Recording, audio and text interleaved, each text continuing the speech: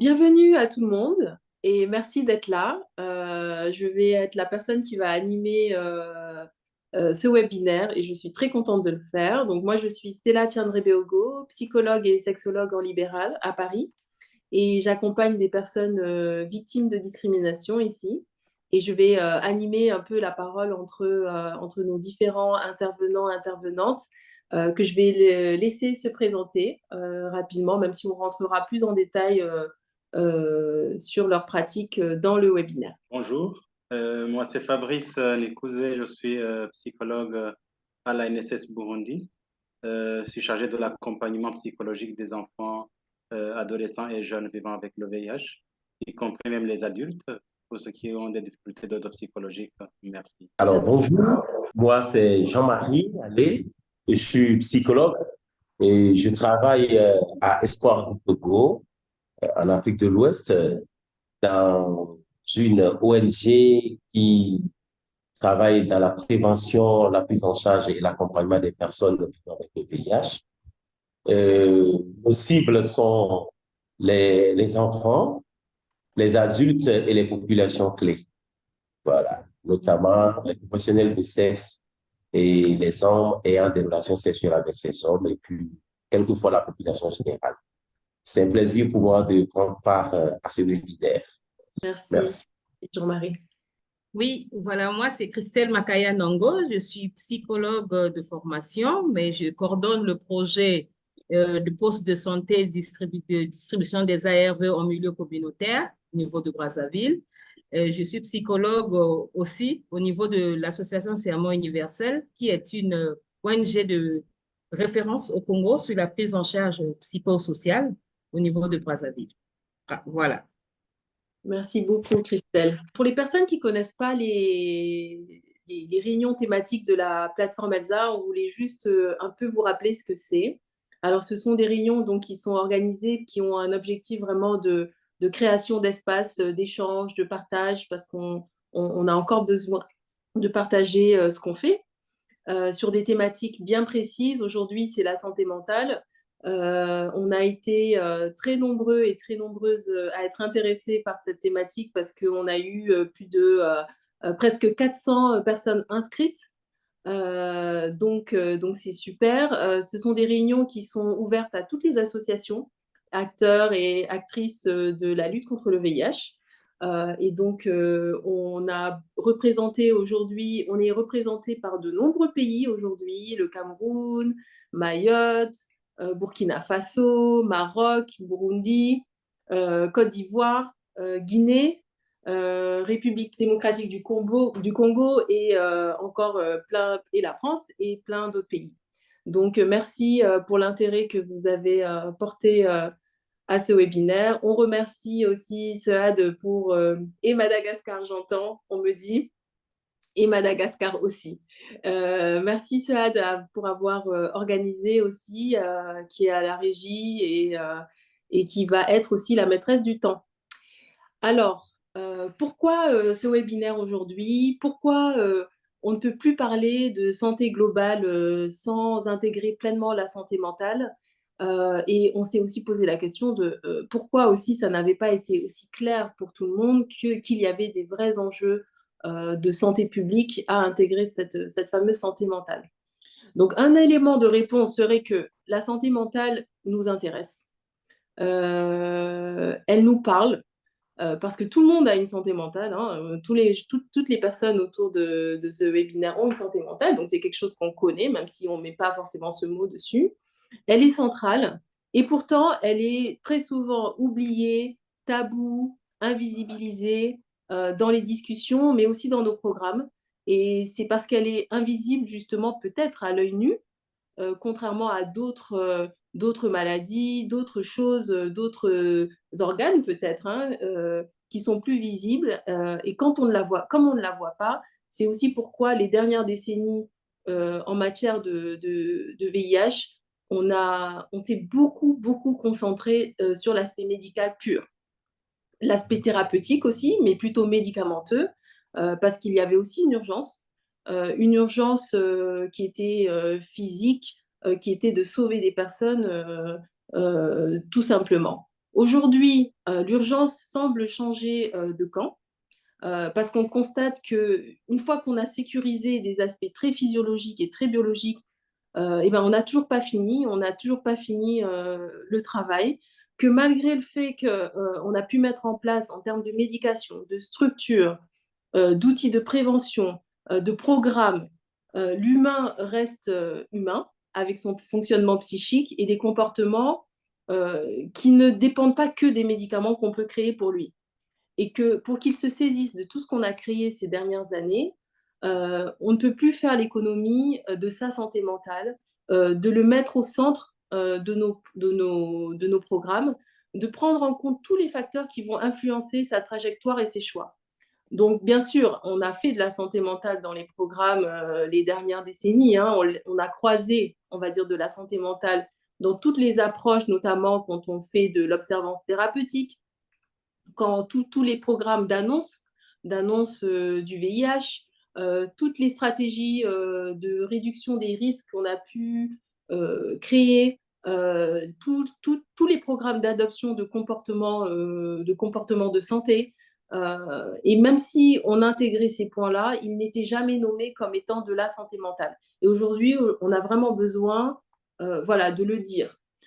Parce qu'en termes de données, donc on a un peu cherché, je pense que personne ici n'ignore que on a eu très peu de données, mais on a quand même trouvé des choses, des études qui montrent très clairement que la santé mentale est un facteur de risque en matière de VIH et de tuberculose, et que ça peut avoir un réel impact sur aussi l'évolution de la maladie et sur la prise de traitement, mais aussi sur la manière dont on vit avec le VIH.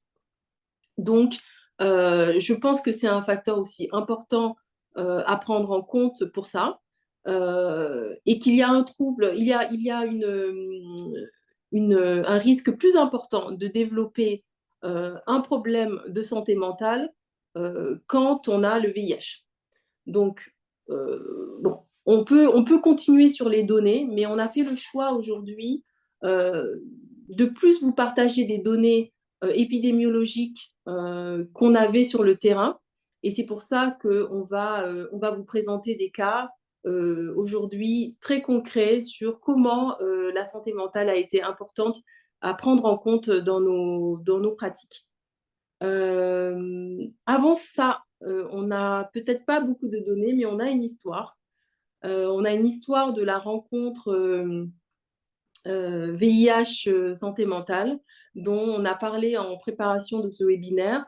Christelle ne peut pas tout de suite nous en parler, mais on va en parler en conclusion de la rencontre entre VIH et santé mentale, parce que c'est un peu le VIH qui est venu mettre en lumière ces besoins de santé mentale, de psychologie, un peu comme le Covid nous avait forcé aussi à prendre en compte ces aspects de santé mentale. Et ben, on en reparlera quand Christelle pourra mettre son son. Avant ça, donc du coup, on va parler des cas. On va vous proposer des cas qu'on a choisis et qui nous paraissent ultra intéressants. On va commencer par Fabrice. Merci beaucoup. Pour question de qualité du son, je voudrais couper un peu la vidéo, je m'excuse. Pour question de qualité du son, voilà. Merci beaucoup pour la parole. On va échanger sur le cas qui a été observé dans notre structure, donc au niveau de la NSS. C'est un cas, mais sur plusieurs cas, on va que parler que de cela. En fait, au niveau en matière de santé mentale, force a été de constater que il y a des problèmes liés au vécu psychologique, surtout chez les enfants, chez les adolescents et jeunes vivant avec le VIH, même les adultes. Et on a observé donc des problèmes liés à l'annonce, surtout les enfants qui prennent le traitement sans savoir pourquoi. Et également les problèmes d'observance liés au vécu avec la séropositivité, notamment les cas d'abandon du traitement, le déni de la séropositivité, le choc, et d'autres problèmes aussi liés au vécu de chaque enfant ou adolescent, notamment les problèmes de deuil, les problèmes de conflits familiaux, ainsi que d'autres problèmes liés à la gestion notamment de l'adolescence.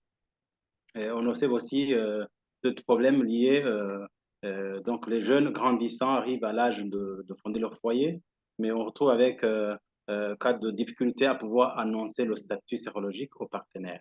Et donc, tous ces facteurs peuvent aussi impacter l'observance thérapeutique. Et donc, je vais essayer d'échanger avec vous sur le cas qui a été enregistré. Voilà, nous avons un adolescent qui est aujourd'hui qui a 12 ans, qui est né avec le VIH, infecté par la transmission verticale. Et sa mère est également sous traitement depuis la naissance, avec des difficultés psychologiques. Prenait le traitement sans savoir pourquoi. Et la mère était aussi réticente à dire le statut à sa fille.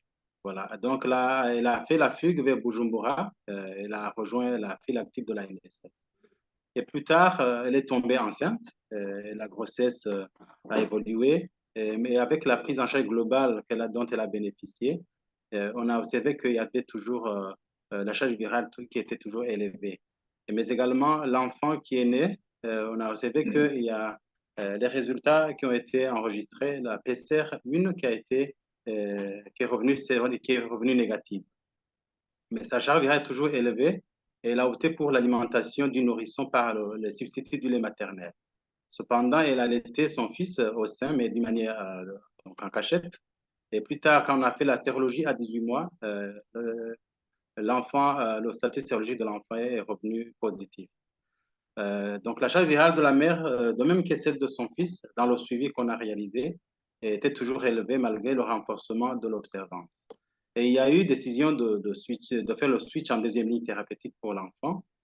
Et avec le suivi qui a évolué, on a observé que la charge virale de contrôle est toujours demeurée élevée, avec une charge virale, par exemple, celle de 2016 était à 273 450 copies. La charge virale de 2017, 785 000 copies. 2018, 184. Et donc, 2019, 254 134 copies. Et cela a beaucoup inquiété. L'équipe multidisciplinaire a recommandé de faire une évaluation très minutieuse chez le psychologue pour connaître les causes profondes de la non-observance. Le diagnostic a montré donc que chez l'enfant, il y avait des difficultés, tout comme chez la mère. Et la maman avait des soucis psychologiques très sévères, puisqu'elle n'avait pas accepté d'abord la séropositivité. Et donc faisait un sous-investissement chez son fils, avec faible suivi médical. Et cela a donc fait un impact qui a fait que la charge virale est toujours revenue très élevée. Alors, après avoir fait le diagnostic psychologique, il y a eu un accompagnement, lequel accompagnement a permis de faire la psychoéducation chez la mère pour lever l'autoculpabilisation. Réaliser, là, on a pu aussi faire la psychothérapie individuelle à travers la thérapie cognitivo-comportementale. On a fait aussi une thérapie collective en intégrant la mère dans les groupes de parole avec d'autres parents qui avaient des enfants sous traitement afin qu'il puisse y avoir un accompagnement mutuel. Et on a aussi entamé l'accompagnement à l'annonce du statut sérologique pour l'enfant. Et toutes ces approches ont pu arriver à un résultat qui soit plus parlant. À partir de 2019, quand on a fait cet accompagnement, la charge virale de contrôle réalisée en 2020 a été corrigée et la charge virale est devenue indétectable.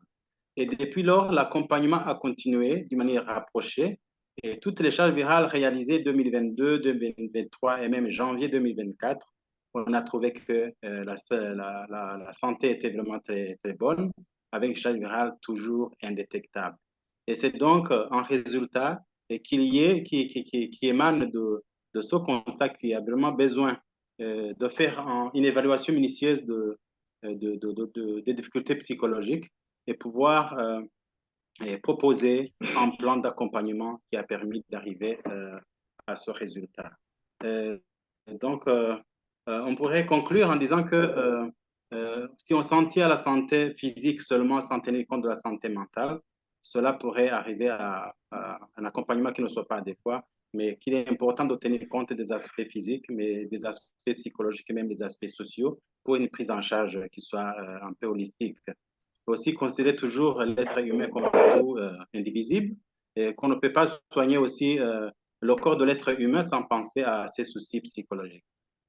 Aussi, il est important de comprendre que tout travail d'accompagnement psychologique est un travail de longue haleine qui bénéficient toujours en accompagnement continu. Je vous remercie. Donc, Fabrice, ce que tu nous dis, c'est que quand même, autour de ces personnes, parce qu'aujourd'hui, dans ton cas, il y a 3 générations. Donc, il y a une première mère qui est la mère d'une adolescente de 14 ans, et cette adolescente de 14 ans est tombée enceinte.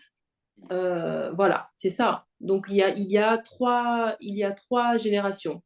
Et tu me dis Exact. que finalement, autour de ces 3 générations, il y avait plein de choses qui étaient déjà mises en place, accompagnement thérapeutique, pendant la grossesse, beaucoup de choses ont été mises en place et pourtant ça n'a pas permis à freiner finalement tout au long de ces générations l'avancée du VIH. Et à quel moment la psychologie, ou en tout cas l'accompagnement psychologique intervient, et à quel moment tu penses que ça a vraiment pu faire la différence? Bon, merci. L'accompagnement psychologique est l'une des composantes du paquet de services à offrir aux personnes vivant avec le VIH. Il y a la prise en charge médicale qui fait son travail, mais également qui, dans certaines structures où il n'y a pas cet accompagnement psychologique qui fait que, il y a quelque chose qui manque. Et donc, l'accompagnement psychologique doit faire partie intégrante du paquet de services à offrir aux personnes vivant avec le VIH, et plus particulièrement aux enfants et adolescents vivant avec le VIH. Et donc, c'est un travail multidisciplinaire. Et si le médecin trouve qu'il y a vraiment un souci et qu'il ne peut pas réaliser tout ce travail seul, il y a besoin qu'au niveau de l'équipe, on puisse intégrer le psychologue ou à défaut les psychosociaux qui peuvent avoir des connaissances minimales pour pouvoir compléter ce qui est fait par les médecins, mais également ce qui est fait par l'équipe sociale. C'est donc un travail multidisciplinaire et la place du psychologue est également une place de choix. Merci. Ok. À quel moment et sous quelle forme aussi prend cet accompagnement concrètement? Est-ce que c'est un entretien avec cette jeune mère de 14 ans? À quel moment ça se passe, cet accompagnement psychologique, pour qu'on puisse un peu imaginer ce que c'est? En fait, quand il y a déjà le constat qu'il y a un problème de charge virale élevée et que c'est référé chez le psychologue, c'est qu'il y a prise en compte de la mère de l'enfant qui a aussi des difficultés d'ordre psychologique. Et on doit réaliser des entretiens, une écoute attentive, un diagnostic psychologique qui permettra de pouvoir déceler les problèmes réels, la cause profonde, et pouvoir mener un plan d'action approprié afin de mener un accompagnement d'abord à la mère avant de penser à l'accompagnement de l'enfant. Parce qu'aussi longtemps que les difficultés psychologiques de la mère, notamment l'autoculpabilisation, mais également le choc de la séropositivité, les questionnements auxquels elle fait face de son enfant, et ce qui fait qu'elle vraiment est dans une situation psychologique fragile qui ne lui permet pas de mener un bon accompagnement à son enfant. Et quand on a déjà fait l'accompagnement de la mère également, on entame l'accompagnement de l'enfant parce que c'est un travail qui se fait de concert avec la mère et avec l'enfant dans la triangulation. Ok, ok. Et est-ce que tu peux nous dire un peu plus des questionnements que vous avez pu mettre en lumière? Quels étaient les questionnements de cette personne? Tu parles de Euh, choc, tu as parlé de culpabilisation. pour la mère, par exemple, du cas dont j'ai parlé, Mhm. elle était née avec le VIH et à sa petite enfance, elle aussi, posait des questions à sa mère. Et la mère qui n'a pas été en mesure de pouvoir annoncer le statut. Et donc, cela a révolté la jeune fille et ce qui a poussé à faire la fugue. Et donc, en plus de la fugue, voilà qu'elle s'est retrouvée dans une autre structure et que, elle est aussi, elle est remontée avec tout le questionnement qu'elle posait à sa mère, se retrouve face au même questionnement de son fils. Pourquoi est-ce que je prends le traitement tous les jours? Pourquoi je prends seul le traitement? Parce qu'il y a aussi une sœur à côté. Quand est-ce que je prendrai ce traitement jusqu'à quel âge? Donc, tout ce questionnement pousse que la mère se retrouve dans une situation d'inconfort psychologique. Ok. Merci. Et je te pose un peu une dernière question. Mais donc ces questionnements, on voit ils sont quand même assez profonds. Est-ce que tu penses qu'un autre professionnel, ça peut être un professionnel de la santé mentale, ça peut être un professionnel d'une autre, un autre psychologue ou un médecin, par exemple, une personne, un assistant ou une assistante sociale, aurait pu aller en profondeur sur ces questionnements? Est-ce qu'il faut être forcément psychologue pour aborder ces questions? Euh, Et après, on prendra des questions parce qu'on en a. Effectivement, pour les cas aussi complexes comme celui-là, ça nécessite une certaine technicité d'un psychologue parce qu'il y a toute une démarche, toutes les techniques qu'il faut utiliser afin de pouvoir bien poser un bon diagnostic. Parce que vous savez, si un diagnostic est mal posé, entraîne un traitement qui n'est pas approprié. Mais cependant, l'équipe psychosociale pourrait également être renforcée et avoir des connaissances de base afin de les aider. À défaut de la présence des psychologues dans les équipes de prise en charge, les psychosociaux pourraient également être renforcés, avoir des connaissances de base, des compétences de base, afin de les aider à pouvoir mener un accompagnement psychologique. Ok, c'est très clair. Merci beaucoup. Merci beaucoup, Fabrice. Alors, du coup, on va commencer par le rôle des acteurs communautaires. Quel est le rôle des acteurs communautaires, pères éducateurs, pour la santé mentale? Bon, pour les acteurs communautaires, on va parler précisément du rôle des pères éducateurs. Les pères éducateurs sont de plusieurs catégories, ça dépend de la cible. Il y a pères éducateurs parmi les adolescents et jeunes, il y a pères éducateurs parmi les adultes, il y a pères éducateurs parmi les populations clés, il y a toute une variété de pères éducateurs. Et donc, quel que soit le niveau, le père éducateur a également une place de choix dans les équipes de prise en charge. Et c'est important qu'ils soient intégrés, même au niveau des sites, au niveau de la communauté. Ils ont un rôle incontournable si on veut améliorer la qualité de la prise en charge des personnes vivant avec le VIH. Les pères éducateurs, plus concrètement, disons l'exemple des adolescents et jeunes que j'accompagne tous les jours.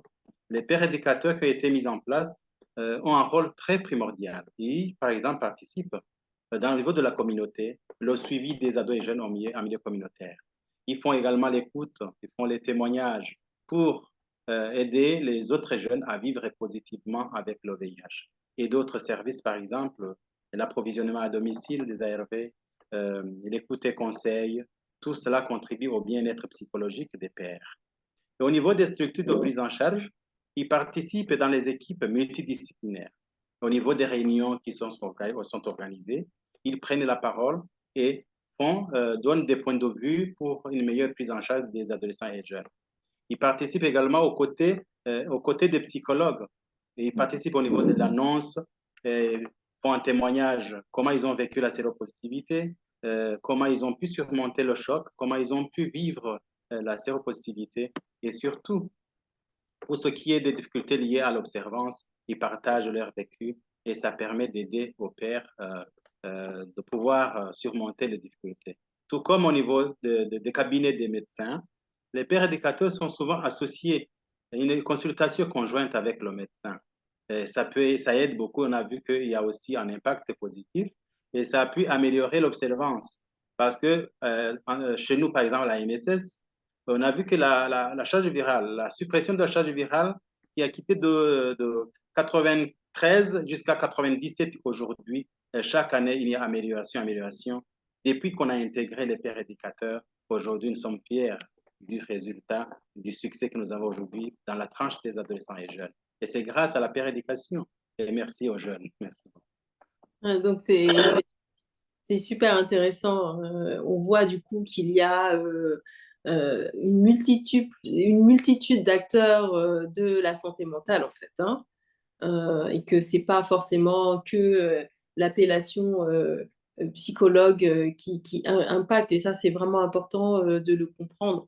Alors, on a une autre question très intéressante aussi autour de la stigmatisation liée au VIH qui peut influencer la santé mentale.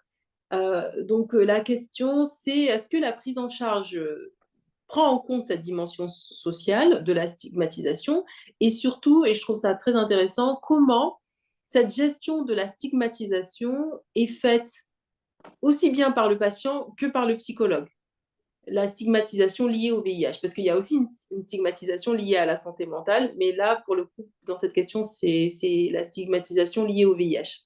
La stigmatisation liée au VIH peut bien sûr influencer la santé mentale, c'est certain. Plus on va cacher, plus on va avoir des pensées plutôt négatives, que ce soit sur soi-même, que ce soit sur la maladie, avec beaucoup de pensées sur la honte aussi, ressentir de la honte, d'avoir le VIH ou de la culpabilité aussi. Le fait de ne pas se sentir un peu comme tout le monde, effectivement, ça peut créer ou des troubles anxieux ou des troubles dépressifs aussi, et de l'isolement de la personne. Donc petit à petit, on peut soit aller sur des troubles assez classiques, donc des troubles anxieux-dépressifs, mais aussi des troubles plus graves si c'est pas pris en charge à temps et que la personne développe des comorbidités psychologiques, voire psychiatriques. On a d'autres questions, par exemple, sur est-ce qu'on dispose de statistiques et de chiffres démontrant le lien entre santé mentale et VIH. Alors, on a très peu de données aujourd'hui, mais elles existent surtout en anglais. Quand j'ai cherché, j'ai trouvé pas mal de choses en anglais. Il y a un rapport qu'on peut vous partager tout à l'heure dans le chat sur le lien entre santé mentale et VIH et tuberculose aussi. Ce sont des chiffres qui montrent que, par exemple, si on intégrait des services de santé mentale dans les programmes de lutte contre le VIH, par exemple, près d'1 million de personnes éviteraient de contracter le VIH et c'est l'équivalent du nombre total de nouvelles infections actuellement prévues pour 2026. Donc, il y a clairement des liens et des statistiques qui sont, voilà, qui sont visibles et on vous partagera un document qu'on a trouvé dans le chat. Alors, est-ce qu'on a encore des questions? Oui. Alors, que pensez-vous des soins de support basés sur l'art et l'expression corporelle pour améliorer la santé mentale des personnes VIH, séropositives et généralement victimes de violences? Oui, alors ce qu'on en pense, ça dépend de nos approches, ça dépend des personnes qu'on accompagne, mais effectivement, ce n'est plus à prouver que l'art-thérapie, toutes les techniques d'expression corporelle ou même juste oui, les thérapies basées sur le corps sont, par exemple, la danse-thérapie ou voilà, la musicothérapie. Ce sont des thérapies qui aujourd'hui permettent à certaines personnes de s'exprimer, de dire des choses. Et c'est clair que si on a les moyens de mettre en place des ateliers, des programmes d'art-thérapie, c'est encore mieux. On sera à un niveau encore mieux et c'est valable pour les personnes victimes de violences, effectivement. En effet, il y a aussi la prise en compte de cet aspect. On essaie d'intégrer dans la prise en charge aussi des séances socio-sportives, par exemple, ce qui renforce la socialisation, la familiarisation avec les autres pairs, et du coup aussi l'amélioration de la santé mentale. Et tout comme vous le dites tout à l'heure, c'est qu'avec cette musicothérapie, ça permet de faire, bon, en termes psychologiques, tout ce qui a été refoulé parvient à être extériorisé à travers la danse et à travers aussi la musique. Alors là, on a encore une question. On a deux questions qui se regroupent un peu pour moi. La première, c'est quand on parle de santé mentale, on a tendance à oublier les soignants. Ne pensez-vous pas que cet état des choses peut avoir un impact négatif sur la santé mentale des patients? Si oui, que faites-vous dans ce sens? Donc, je ne sais pas quand on parle de soignants, de qui on parle.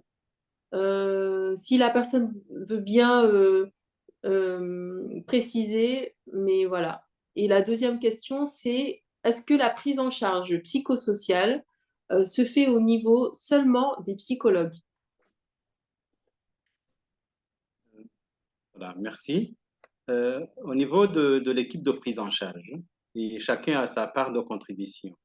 Même au niveau des cabinets chez les médecins, ils peuvent aussi jouer un rôle d'accompagnement psychologique, quel que soit le niveau d'intervention. Il a aussi un rôle à jouer. Et au niveau de l'équipe sociale, les assistants sociaux ont aussi à contribuer. Ils ont leur part d'intervention dans l'accompagnement. Mais pour les cas qui dépassent leur niveau d'intervention, ils y réfèrent chez le psychologue. Et donc, à chaque niveau dans le circuit du patient, et chacun a un rôle à jouer pour l'amélioration de la santé mentale des patients. Donc, j'ai essayé aussi de répondre par rapport à la deuxième question parce qu'au niveau de l'équipe sociale, ce qu'il y a à comprendre, c'est que le terme psychosocial, c'est anglo-saxon. Mais au niveau de la prise en charge, par exemple, dans les pays francophones, on essaie de séparer la prise en charge sociale de la prise en charge psychologique parce que chacun a son rôle et a un apport par rapport au paquet de services. Les assistants sociaux interviennent sur les aspects sociaux et les psychologues interviennent sur les aspects psychologiques, mais à chaque niveau, la prise en compte de la santé mentale est également prise en compte. Merci. Ouais, ok. Alors là, je vois qu'on on a pas mal de questions. Elles sont très pertinentes toutes. Alors, tout à l'heure, on a un peu parlé de est-ce qu'il y a est-ce qu'il n'y a que les psychologues qui peuvent prendre en charge. Donc, je pense que Fabrice y a répondu et que la réponse c'est vraiment non, mais qu'il y a quand même une formation des psychologues qui permettent de mettre un cadre particulier qui permet la libération de la parole, qui permet de soulever des questions plus en profondeur et qui permettent aussi des aspects d'éthique, de confidentialité qu'on peut plus facilement poser quand on sait que c'est un des outils de base d'un suivi psy.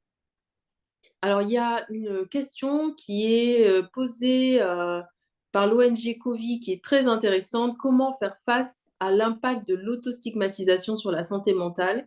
J'ai presque envie de dire que ça aurait pu être un des titres du webinaire parce que l'autostigmatisation, elle se fait à différents niveaux. Elle peut se faire au niveau des personnes qu'on accompagne, elle peut se faire au niveau même institutionnel. Le fait qu'on n'ait pas de ligne quelque part liée que à la santé mentale montre aussi qu'il y a quelque chose de la mise de côté de ce sujet-là, mais il y a aussi aussi dans nos cultures aussi une auto-stigmatisation, une forme, bon, certains l'appelleront comme une forme de psychophobie, c'est on a peur de tout ce qui peut être mis dans la catégorie fou, folle, quelqu'un qui a un problème de santé mentale. Encore une fois, ça fait appel à ce qu'on disait tout à l'heure en début de ce webinaire, c'est-à-dire que la santé mentale ne se voit pas et elle fait peur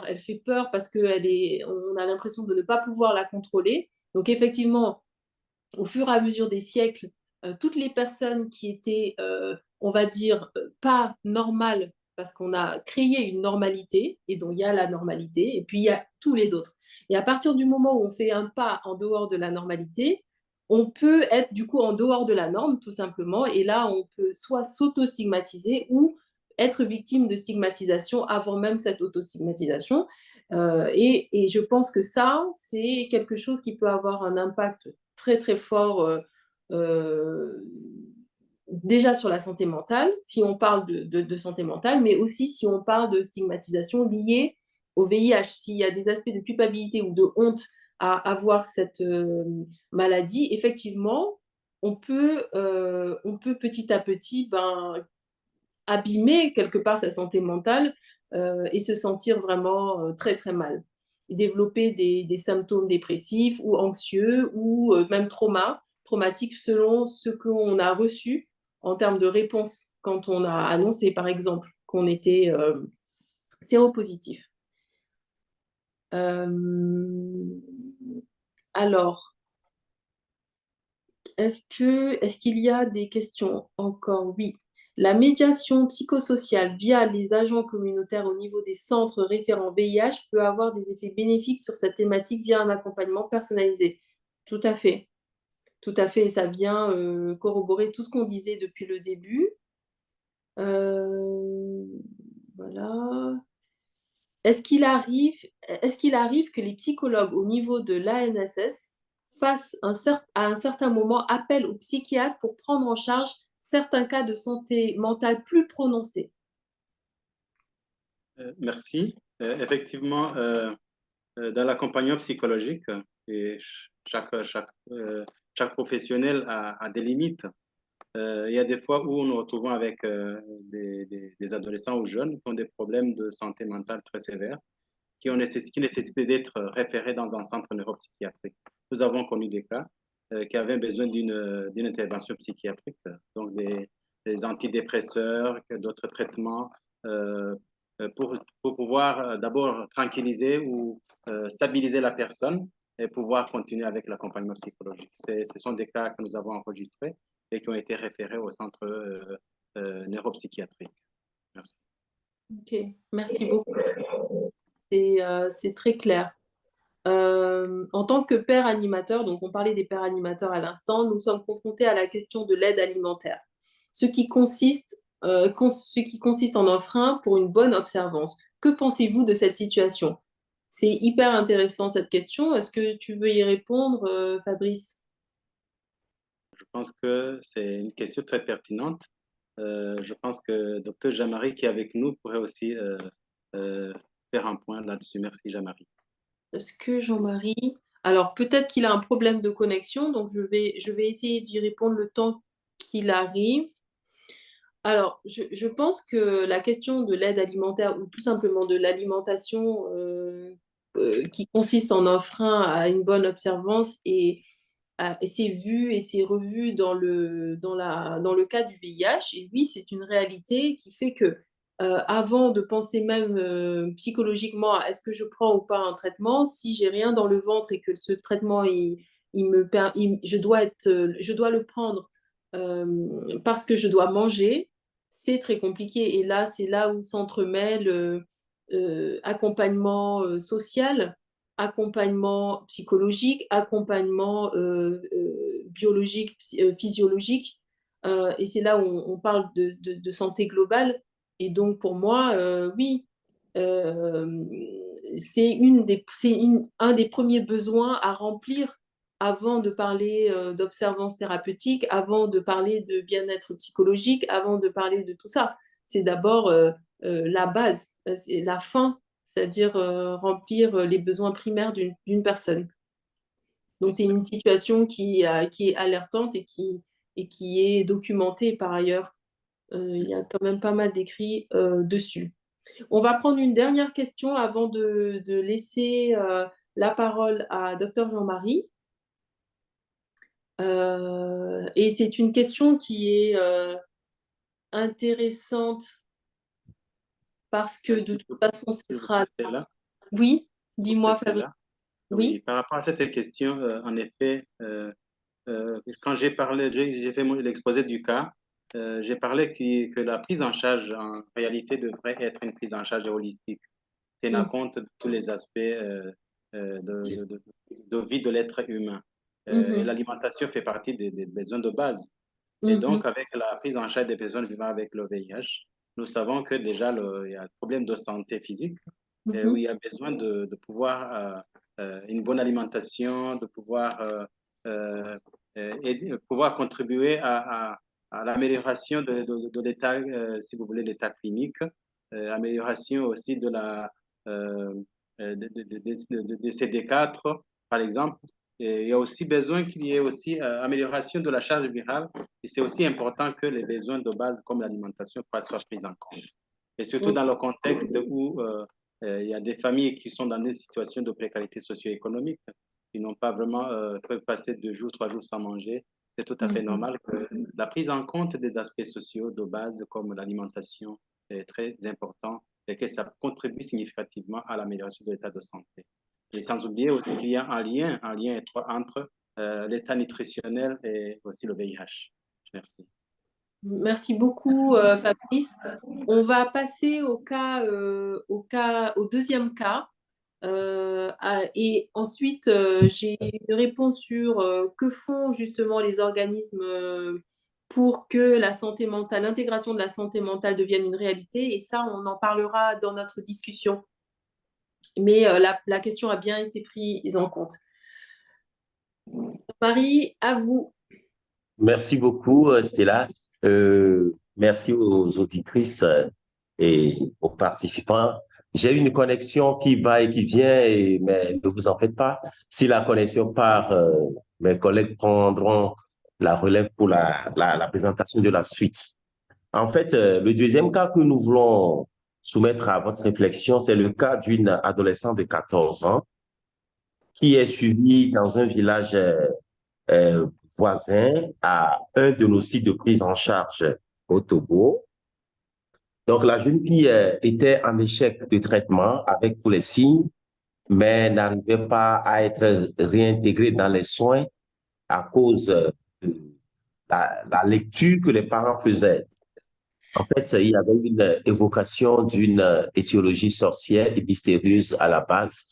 Et donc, sur le plan médical, le constat, c'est que la jeune fille avait un échec clinique parce que elle est un abcès et faisait de la tuberculose. Sur le plan immunologique, le CD4 qu'on lui a fait dès son admission était 4 cellules litres et la charge virale était 12 543 copies. Donc, vous voyez que tous les signes de l'échec étaient là. Toujours au niveau des constats sur le plan psychologique et socioculturel. Donc, la jeune fille que nous avons décidé d'appeler S pour les raisons de discrétion, de confidentialité, avait 14 ans, mais ignorait encore qu'elle vit avec le VIH. C'était un problème d'envoûtement et que la prise en charge médicale viendrait sur le second plan. Et pour l'équipe qui avait fait le déplacement du village, il y avait une urgence d'autant plus qu'elle avait eu des absences et 2 crises d'évanouissement la nuit, ce qui a précédé son évacuation à l'hôpital. Et avec la mobilisation de l'équipe de l'association EVT, le transfert a été fait avec un suivi sur le plan médical, sur le plan psychologique, mais également un suivi sur le plan social à Lomé au Togo. Alors, les actions qui ont été posées pour l'amélioration de la situation de notre adolescent, il y a eu un traitement sur le plan médical, passage en deuxième ligne thérapeutique. Et aussi avec un traitement antituberculeux. Il y a aussi la prise en charge des mycoses, le traitement aussi des infections qui ont été diagnostiquées et la prise en charge de la malnutrition parce que c'était une malnutrition sévère. Il a fallu donc faire une supplémentation appropriée. Il y a aussi une prise en charge sur le plan psychologique. Et sur ce plan, on note qu'il y a eu le processus de l'annonce qui a été entamé pour que l'adolescente soit informée de son statut et ça s'est bien déroulé. On a aussi associé l'éducation thérapeutique pour renforcer l'observance, mais également le soutien de la famille et la prise en charge sociale. Ils ont été invités à faire leur démarche en parallèle parce qu'il y avait aussi besoin de psychoéducation, sensibiliser la famille, tandis que sur le plan social, la prise en charge était très lourde. Mais grâce à la ligne appui social dont dispose l'association, les besoins sociaux ont été pris en charge. Alors, en plus de cette prise en charge, donc la prise en charge holistique qui permet compte de la prise en charge médicale, psychologique, sociale, nutritionnelle, il y a eu des résultats.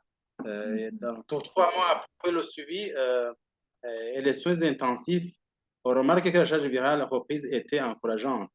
Donc, c'était la charge virale à 22 copies, ce qui veut dire qu'il y avait déjà un succès au niveau virologique. Elle a donc une charge virale indétectable aujourd'hui, ce qui indique que le premier succès, c'est un succès virologique. Sur le plan nutritionnel, on a vu une certaine récupération nutritionnelle progressive. Admis, le poids a été élevé, c'est avec 16 kilos. Et donc, à partir de la prise en charge a commencé quand elle avait 16 kilos. Et voilà que plus tard, le poids a augmenté jusqu'à 22 kilos.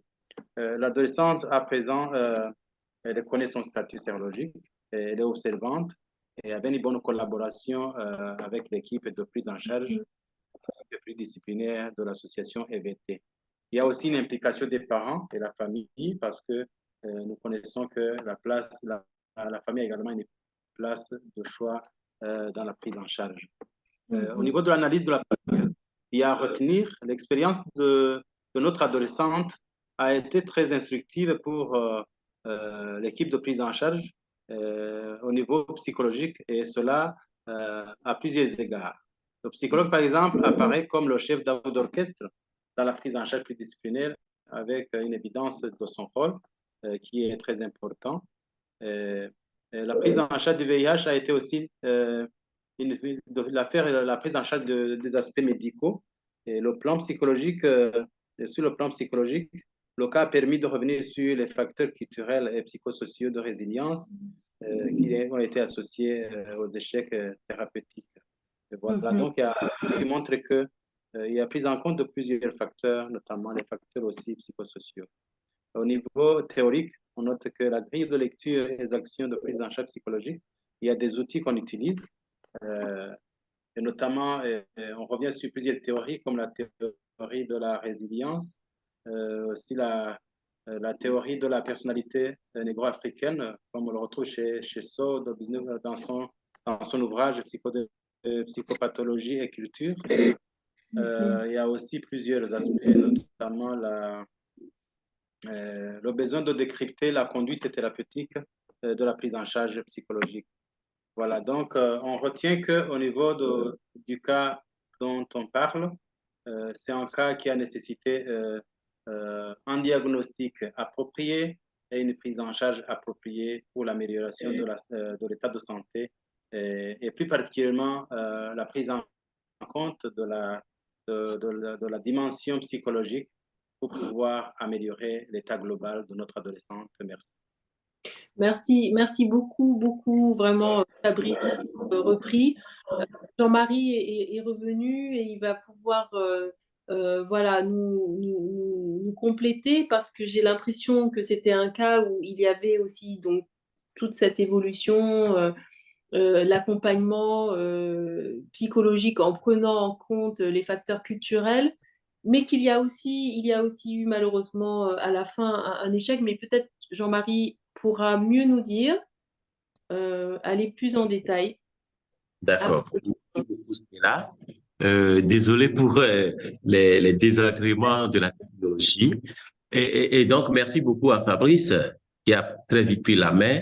Et comme l'a dit Stella, donc le cas que nous venons de présenter, c'est un cas typique. Ce n'est pas atypique parce que dans le contexte africain, nous savons la démarche thérapeutique prend toujours en compte d'autres dimensions, notamment la dimension culturelle. Et donc, dans le cas de cette jeune fille, le premier élément, c'est d'avoir entamé une médiation avec la famille et de comprendre qu'ils ont une démarche différente de la démarche de la... Alors, Jean-Marie était... Alors, ça coupe. Je vais essayer de reprendre le temps qu'il revienne. Donc, on était en train de parler justement de l'existence du lien entre culture, éléments voilà, culturels et psychologie. Oui, merci beaucoup, Stella. Tu veux réagir, Stella? Non, au contraire. D'accord, merci. Donc, le deuxième élément, c'est purement sur le plan psychologique, les éléments dont la plupart de nos patients, et qu'ils soient concernés par le VIH ou non, se servent comme éléments de résilience, ne sont pas des éléments foncièrement nucléaires ou personnels. Donc, la société elle-même traite des éléments pour faire face au stress et aux difficultés, et les individus, souvent dans des difficultés psychologiques, consciemment ou inconsciemment, et des fois sous pression, se servent de ces éléments culturels qui peuvent être des freins à la prise en charge. Et c'est le cas typique que nous avons ici où on se dit, tu es orpheline, on doit te faire telle cérémonie, on doit te faire ci, on doit te faire ça. Tu es veuve, tu as perdu ton mari, il faut que tu fasses ci, il faut que tu fasses ça. En fait, l'idée derrière, c'est permettre à la personne d'aller à la résilience, mais ces facteurs-là peuvent devenir des facteurs qui orientent vers l'échec. Et le psychologue, surtout dans le contexte africain, doit avoir conscience que à un moment, le mécanisme de défense ou les facteurs de protection dont la personne va vouloir se servir pour aller au-delà de la difficulté peuvent être des facteurs qui peuvent être des facteurs culturels, mais qui ne collaborent pas à aller vers une stabilité émotionnelle, psychologique, etc. Donc, voilà, c'est aussi le cas. Et donc, comme l'a dit Fabrice dans la présentation passée, la prise en charge en ce moment concerne l'entourage, du moins c'est l'entourage proche, du coup, à la limite, les personnes qui décident le plus et au même moment concerne aussi le patient avant de rejaillir sur l'équipe soignante. Donc, c'est juste le commentaire là que je voulais faire. Par rapport à l'échec, bon, par rapport au décès, lorsque la jeune fille qui a commencé à récupérer a fait une rechute parce qu'elle a fait un abcès très profond qui n'était pas visible, mais qu'on a découvert au scanner, était décédée, les médecins et les infectiologues nous ont dit que c'est à cause de son immunité qui prend du temps pour s'installer. Parce que même si la charge virale est supprimée, que la personne ait un succès virologique, la charge virale, des fois, ça prend 6 à 1 ou 2 ans pour se remettre en place. Donc, son immunité reste faible, même si elle est en succès thérapeutique avec un regain pondéral au niveau de son physique. Donc, c'est ça qui a expliqué le fait que quand il y a une autre infection, son immunité n'a pas pu supporter. Donc, ça reste quand même un point d'alerte. On peut avoir une charge virale supprimée, un bon état clinique, mais si notre CD4 n'est pas bon, s'il y a une infection opportuniste qui arrive, ça peut être compliqué à récupérer. Donc, voilà. Donc oui, effectivement, on peut tout faire et s'il y a un élément clinique effectivement qui n'est pas vu, malheureusement, on peut arriver à des situations dramatiques, quel que soit l'accompagnement psychosocial qu'on pouvait donner à cette personne. Alors là, il y a la question de la culture, mais il y a aussi la question de la place des enfants aussi, et ça rejoint aussi la place des enfants dans nos cultures africaines, à quel point justement l'accompagnement psychologique peut permettre à une personne qui est considérée mineure et parfois n'ayant pas son mot à dire dans certaines familles, d'être quand même en possession quand même de sa vie. Est-ce que dans ce cas, tu penses, Jean-Marie, que quand même, le fait qu'il y ait eu un accompagnement psy a permis à cette jeune fille quand même, oui, de décider ou en tout cas de s'exprimer pour elle-même? Ok, merci beaucoup, Stella. Je pense que c'est un aspect très important. C'est communément partagé par les structures qui font la prise en charge pédiatrique des enfants infectés par le VIH. C'est le processus de l'annonce et l'implication de l'enfant ou de l'adolescent dans sa prise en charge. Donc, vu que nous sommes dans une démarche médicale et psychologique, il y va de soi que dans notre approche, nous insistons pour que l'enfant soit partie prenante. Mais la question de Stella est pertinente en ce sens que les parents ne collaborent pas toujours. Les parents pensent que, ah, oui, si on l'informe, il peut laisser passer l'information, il peut être amené à poser d'autres questions sur l'origine de son infection. Il y a beaucoup de choses derrière.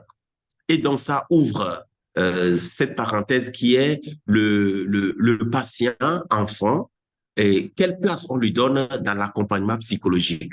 Et donc, bon, moi, je pense, comme la plupart de mes collègues, qu'il faut lui donner sa place parce que l'enfant n'est pas un petit être. Il y a une quête de l'autonomie qui va venir, il y a une implication et les réussites, les quelques réussites qu'on a eues le prouvent à suffisance. Il y a des enfants de 12, 13 ans qui sont autonomes, qui encouragent les parents et qui soutiennent des fois même les parents lorsque les parents vivent eux-mêmes avec le VIH. Mais ça, si je veux faire un autre clin d'œil, toujours dans une approche culturelle, la place du patient, de manière générale, est à rediscuter parce que dans nos contextes africains, dans la plupart des communautés, des fois, quand les gens sont malades ou du moins atteints d'une maladie grave, on a l'impression qu'ils ne décident plus pour eux-mêmes, que c'est l'entourage qui décide. Et du coup, les enfants ils sont sous le double poids, le fait d'être malade et le fait d'être encore enfant. Vous allez voir que des fois, quand les gens sont malades, on leur pose la question, c'est un parent proche, un oncle ou une tante qui vient dire, eh ben, lui, il est malade, c'est nous qui décidons de ce qu'on doit lui faire. On fait un diagnostic. On ne partage pas le statut avec eux. Et après, c'est la guerre. Ils viennent attaquer jusqu'aux soignants pour dire, moi, je suis la fille aînée, moi, je suis le cousin, et pourtant, vous avez découvert tel, vous m'avez caché. C'est difficile de faire comprendre aux gens que même si on vit en communauté, il y a la vie privée, il y a la dimension individuelle. Donc, les deux éléments là jouent toujours dans la prise en charge. Surtout si la personne devient un adulte incapable, là, on le sait. Mais dans la plupart des cas, ce n'est pas ça. La personne pouvait réagir, prendre sa décision, mais on agit avec lui comme si elle n'est plus en possession de tous ses compétences. Donc, la place de l'enfant, c'est très important, surtout que on peut avoir affaire à des adolescents, des fois même des adolescents de 16-17 ans. Et là, vous voyez que normalement, les textes le prévoient. Par exemple, chez nous au Togo, à 16 ans, une adolescente peut décider de faire le test de dépistage et de se faire prendre en charge elle seule, sans que les parents disent forcément oui ou non. Elle peut décider de sa santé en matière de santé sexuelle et de reproduction, si elle va aller à la contraception, etc. Mais ça, c'est la loi qui le dit. Dans la réalité, il y a toujours l'entourage qui fait la pression et c'est une déconstruction qui va venir progressivement. C'est très intéressant.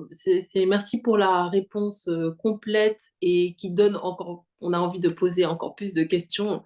Mais je pense qu'effectivement, croiser une personne où le cadre de confidentialité, le cadre de liberté d'expression, de bienveillance est posé comme un thérapeute ou en tout cas un professionnel de la santé mentale, qu'il soit psychologue ou pas, je trouve que ça peut être extrêmement important, si ce n'est vital. Alors, on a pas mal de questions, Jean-Marie. D'accord. On va commencer. OK. Alors, des fois, ce n'est pas facile de distinguer s'il y a un besoin de prise en charge psychologique ou psychiatrique. On continue les entretiens psychologiques et du coup, le diagnostic se fait tardivement. Alors, comment distinguer s'il y a un besoin de prise en charge psychiatrique chez une personne qui est touchée mentalement? OK. Bon, ce que je sais, c'est que c'est par rapport à la gravité des signes. Si vous avez une personne qui fait une névrose ou une psychose, c'est pas la même chose. Donc, si la personne, par exemple, je vais dans le cas d'une dépression sévère où il y a des idées suicidaires, vous ne pouvez pas démarrer une psychothérapie sans demander qu'on mette un antidépresseur. Parce qu'il faut que la personne ait le minimum de répit et puisse être soulagée avant que la psychothérapie ne démarre, parce que la psychothérapie est plus longue. C'est comme tout juste, vous avez une personne qui saigne, qui arrive à l'hôpital, il faut arrêter l'hémorragie avant de soigner la plaie. Donc, c'est ça. Et donc, mais très souvent, le contraire aussi est fait. Il y a des symptômes, des signes qui ne sont pas sévères, mais qui expriment un dysfonctionnement sur le plan santé mentale et qui nécessitent un accompagnement, une prise en charge psychologique, mais où les gens demandent qu'on mette forcément le médicament. Bon, on peut mettre le médicament, mais là aussi, le médicament ne sera pas au long cours. Donc, les signes psychiatriques, souvent, sont des signes qui sont liés au dysfonctionnement donc mental, mais qui peuvent être tout de suite corrigés par la biologie, l'introduction des substances chimiques, les médicaments, le plus souvent les neuroleptiques, les anxiolytiques ou non. Bon, si une personne perd la tête et ne reconnaît plus son entourage, n'arrive plus à s'alimenter forcément, il ne faut pas aller dans la psychothérapie, il faut la stabiliser. Mais très souvent, les psychologues associent en deuxième phase les psychologues ou le psychologue, lorsqu'il trouve que les signes sont assez sévères et que le pronostic vital peut être en jeu, il demande la main au psychiatre. Je pense que c'est une réponse que les autres Oui. collègues peuvent comprendre. Voilà. Donc, ce que tu nous dis d'abord, c'est de faire la distinction déjà entre les troubles vraiment psychotiques où la personne n'est plus dans une réalité avec nous, et puis les troubles plutôt névrosés, on va dire, qui sont plus des troubles Oui, où il y a une conscience de la personne n'est pas forcément bien, ça reste un trouble, mais elle est encore consciente. tout Elle est à encore une réalité avec qui on peut dealer. Et parmi ces personnes-là, dans une réalité ici, là, maintenant, ces personnes-là, tu nous dis qu'il faut quand même prendre en compte la sévérité des symptômes. Il y a des voilà. personnes qui peuvent voilà, être, par exemple, porter une dépression, mais continuer à fonctionner, avoir une humeur triste, être pas Ouais. très bien, s'isoler, avec elles on peut voilà, faire des choses. Et puis, il y a des personnes avec qui il faudra, on va dire, une thérapie médicamenteuse Ouais. euh, parce que justement les symptômes seront trop forts et auront atteint des stades, par exemple, d'idées suicidaires, où là, par contre, il faut traiter au niveau médicamenteux. Tout à fait. Par exemple, une personne qui a fait une insomnie continue 3, 4, 5, 6 jours, tu ne vas pas démarrer une psychothérapie avec lui sans demander qu'on lui mette un somnifère pour qu'il se repose un peu quand même. C'est ça, Voilà. exactement. C'est ça. Ok, alors moi, du coup, il y a une question qui est là, sur laquelle ça fait bien la, la jonction, ouais, voilà, comment on dit? Je perds mes mots, la transition, voilà. On me met une remarque très intéressante. La problématique de la santé mentale doit tenir compte du contexte de la pratique religieuse et des rites coutumiers. Et là, c'est intéressant, Jean-Marie, parce que tout de suite, on est en train de dire Ouais. que c'est important de mettre des médicaments, mais on sait que aussi les médicaments qu'on trouve en pharmacie, par exemple, peuvent être très différents de nos pratiques religieuses ou des rites coutumiers ou de nos fonctionnements culturels. Comment dans ta pratique, ces deux Ouais. aspects sont pris en compte, sachant qu'ils peuvent parfois être bon, pas en contradiction, mais presque. Ouais. Je pense que, comme vous le savez, le tout dépend de l'angle de lecture. Je prends un exemple. Euh, Parmi les facteurs culturels qui occasionnent les échecs de la prise en charge, il y a des gens qui croient à la guérison miraculeuse. La personne te dira, moi je prie et je crois que Dieu va me guérir. Et donc, si le pasteur ou le prêtre ou le religieux, je ne sais pas qui, ou le marabout, lui dit, faut pas associer la prise en charge médicamenteuse à mon intervention, histoire de mettre plus en exergue lui son intervention en tant que approche spirituelle. C'est là où nous on rentre en médiation. Parce que ce que nous nous conseillons aux gens, c'est que continue de prendre tes médicaments et prie. On ne refuse pas aux gens de faire des séances de prière, mais au même moment, continue de prendre ton médicament parce que c'est Dieu qui a inspiré les gens de faire aussi les médicaments. Et par exemple, en situation de jeûne, euh, au mois de Ramadan, nous avons certains patients en malnutrition aiguë sévère qui veulent faire forcément le jeûne. La médiation vient et des fois, on arrive à leur dire, toi, ton jeûne, c'est que tu fasses l'effort de pouvoir te nourrir parce que tu n'y arrives pas. Le jeûne, c'est un exercice de privation. Toi, tu n'as pas envie de manger, tu n'as pas le goût, mais si tu manges, tu fais un effort au même titre que celui qui a envie de manger, il se retient. Et des fois, avec les religieux, quand on discute, il y a toujours des terrains d'entente. Mais le plus difficile, c'est aller au-delà de la personne qui est directement confrontée parce que et rencontrer la personne qui lui suggère cette conduite. Donc, on rencontre souvent les pasteurs, on peut rencontrer les imams, on les invite dans des réunions et c'est comme ça que la médiation culturelle se fait. Si cette médiation n'est pas faite, la personne, quelquefois, est tiraillée et peut accepter, s'inscrire dans une thérapie, mais ne sera pas dans la rétention des soins au long cours. Voilà. Donc, Ouais. quelque part, il y a quelque chose d'hyper intéressant dans ce que tu dis. On parle ici du tout ce qui est. Il y a une théorie qui s'appelle le locus du contrôle. Je ne sais pas si certains ici connaissent, mais c'est l'idée qu'il y a différentes personnes. Il y a les personnes qui pensent que ce qui leur arrive est principalement lié à des choses qui viennent d'eux-mêmes, c'est-à-dire ils ont un lieu de contrôle très interne, c'est-à-dire ben, si je suis malade, c'est à cause de moi, c'est moi qui l'ai cherché, c'est moi qui l'ai provoqué. Mais ces Oui. personnes-là ont tendance aussi à se dire que, à être plus observantes thérapeutiquement parce qu'ils vont se dire qu'ils ont un contrôle sur la prise de leurs médicaments. Donc, si je me soigne, c'est moi aussi, c'est moi qui dois me soigner.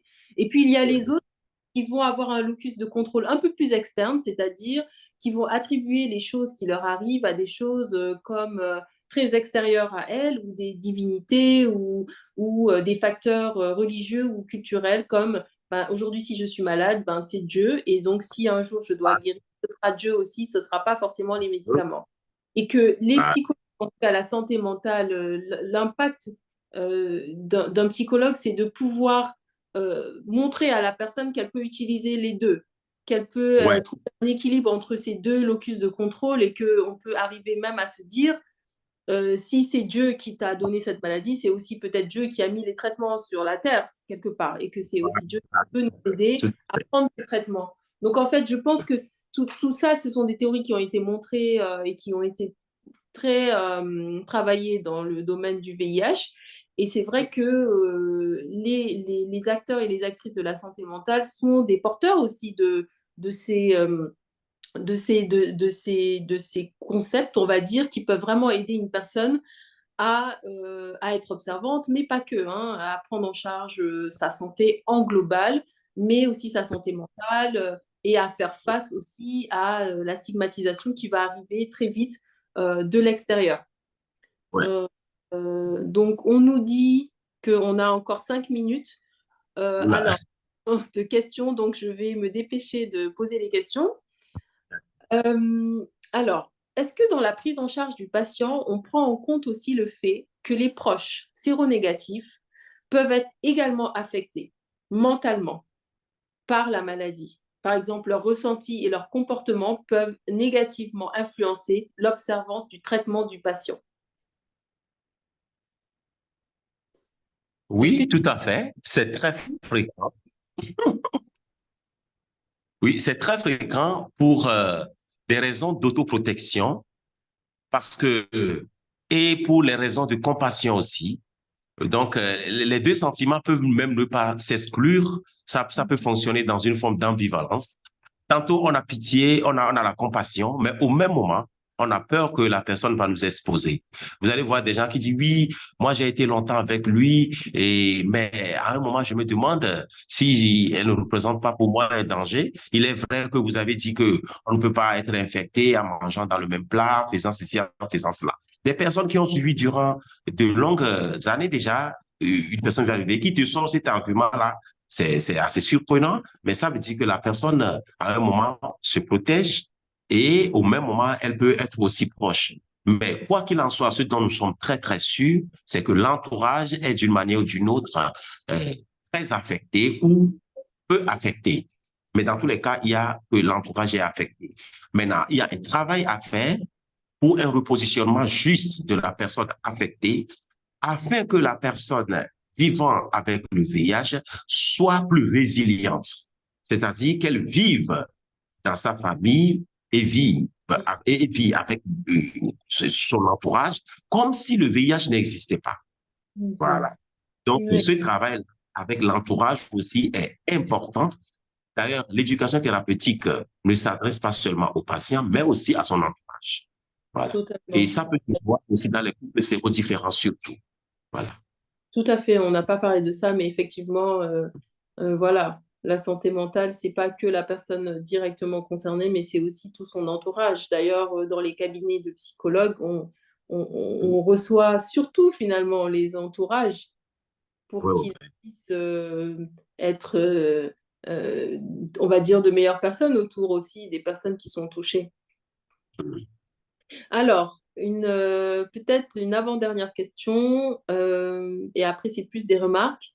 Je suis chargée de projet dans le domaine de l'insertion professionnelle des jeunes PVVIH chez CISAL. Dans mon cas, le problème réside dans l'intégration des jeunes en entreprise. Les jeunes, psychologiquement, sont encore assez sensibles. Ils n'arrivent pas à s'intégrer. La plupart ont le sentiment de vivre une double vie et ils ont peur des regards de leurs collègues. Bref, ils n'arrivent pas à s'épanouir au niveau pro. Y a-t-il des conseils que vous pouvez donner pour les accompagner, vu que je ne suis pas psychologue, mais juste une personne en qui ils ont confiance? Je trouve que c'est intéressant le fait que ces personnes-là tissent des liens de confiance, donc des liens thérapeutiques forcément avec différents types de professionnels. Et comment, quand on n'est pas psy, on peut aussi accompagner d'autres personnes. Bon, cette question, c'est une question, et sur le plan professionnel, dans la plupart des pays où nous sommes, des pays à ressources limitées, il y a la délégation de tâches qui se fait. Et c'est en ce sens qu'au début de la prise en charge, le rôle du soutien qu'on donnait aux personnes avec VIH était délégué aux conseils psychosociaux. Ça fait qu'aujourd'hui, il y a eu une petite confusion qui se fait. Donc, personne peut, par délégation de tâches ou bien par une formation spécifique, offrir un soutien, une écoute. Et cela ne suffit pas pour faire de lui un psychologue. C'est ça, c'est la nuance. Parce que la psychothérapie, comme le diront tous mes autres collègues, c'est une démarche thérapeutique qui commence par un diagnostic. Tu passes à côté du diagnostic, donc tu passes à côté du dispositif de soins. Néanmoins, quand les signes sont assez parlants, on peut avoir le soutien, on peut avoir l'accompagnement, quitte à avoir un mentor ou une personne ressource à qui on peut passer la main un moment ou à un autre. Donc, c'est ce que je pense que c'est. Et dans nos familles traditionnelles, quand il y a un deuil, quand il y a une situation difficile, c'est l'entourage qui porte le soutien. Vous allez voir les gens qui quittent leur maison, qui viennent loger chez la personne en situation de détresse 1 ou 2 jours pour rompre la solitude, pour l'aider. C'est du soutien. Alors, une psychothérapie ne s'arrête pas seulement au soutien. Donc, voilà, c'est ce que je peux dire. Peut-être que les collègues, Fabrice et toi-même, Stella, tu peux ajouter des choses. Voilà. Non, non, c'est parfait. Merci, merci beaucoup. Il y a des commentaires dans le chat qui sont tous très intéressants, avec quelques petites solutions, des remarques qui confirment ce qu'on est en train de dire, voilà, que certains travaux, par exemple sur l'hypnose, voilà, des choses qui sont proposées. Je vous invite à lire un peu ce qui se passe dans le chat, c'est intéressant. Avant de passer à Christelle, notre dernière intervenant sur un cas. Merci beaucoup. Merci beaucoup, Jean-Marie. Merci, Stella. Alors, Christelle. Allô? Super. Allô, Christelle? Oui, je suis là. Merci. Voilà, je vous remercie de m'avoir accordé la parole. Mon cas, il s'agit d'une femme qui est suivie au PODI depuis plus d'une année, parce que c'est aussi un nouveau projet, comme je l'avais dit en amont lorsque je me suis présentée. C'est un poste de distribution communautaire qui est très récent, qui a autour de 14 mois d'existence. Et donc, ce cas-là nous a attiré notre attention. Ça a été un peu spécifique. Pourquoi? Parce que c'est une femme qui a été référée chez la psychologue pour des troubles de sommeil et de l'anorexie.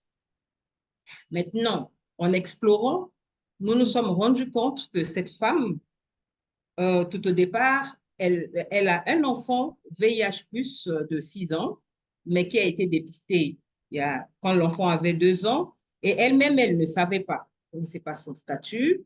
C'est suite au statut de l'enfant, puisque l'enfant a été dépisté, et on a demandé à la maman, donc le cas Z, de se dépister, et son test s'est avéré positif. Maintenant, quand ce test s'est avéré positif, le mari était au courant et la maman de Z aussi était au courant. Mais elle a préféré quitter le foyer, déserter le foyer pour aller chez sa maman, prétextant qu'elle est malade et qu'elle n'avait pas toutes ses facultés pour assurer son foyer. Et le mari s'est laissé faire, il n'a fait aucune objection.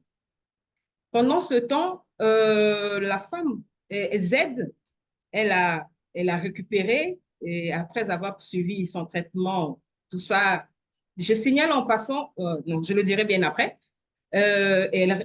sous la pression de la famille et du mari, il fallait bien qu'elle regagne le foyer parce qu'elle était partie sous prétexte qu'elle était malade, mais elle a recouvert sa santé. Donc, d'où la raison, il n'y a aucune raison de rester chez sa mère avec sa fille. Il y a aussi, en passant, la belle famille qui fait pression chez le mari. Comment il faut récupérer la femme? La femme ne peut pas rester longtemps, elle va bien. Et là, une fois de plus, quand elle a regagné le foyer, vous savez, dans notre contexte africain, le monsieur voulait avoir un garçon, un autre enfant. Connaissant le statut de la femme, mais lui, il n'a pas voulu faire le test. Lui, son problème, c'est d'avoir un garçon parce que dans sa famille, on lui pointait du doigt, mais jusqu'à quand tu vas avoir un garçon parce que jusque-là, tu n'as qu'une fille. Il faut avoir un petit héritier. Et donc, lui, disant à sa femme, attends, on doit faire un autre enfant. La femme ne voulait pas. Elle refusait. D'où ses troubles de sommeil lors de l'observance thérapeutique au niveau du côté. En ce moment-là, nous l'avons recueilli, nous l'avons écouté et nous avons renforcé. Sur le plan médical, elle va bien. Elle va bien parce que dans ce projet, il n'y a que des patients stables qui viennent vers nous. Et donc, elle, CD4, charge virale indétectable, pas de comorbidité, ça va.